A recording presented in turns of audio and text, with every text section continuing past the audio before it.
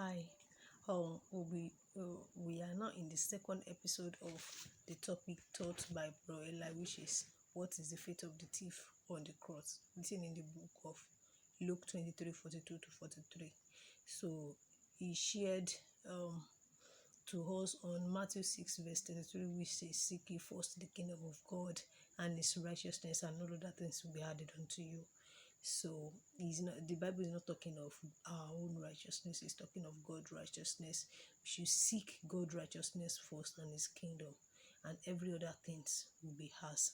And also, when you seek God's righteousness, then your righteousness will be counted. It will be counted valuable in the sight of God.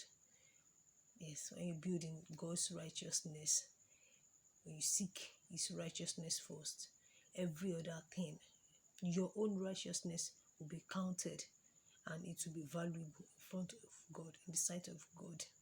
And there is difference between God's righteousness and man's righteousness. When you build on your own righteousness, it will lead you like a wind blowing something it will lead you to where there is no direction of God.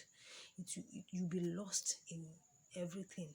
But when you build yourself in God's righteousness, then it will be counted to you as it will be valuable in the sight of God.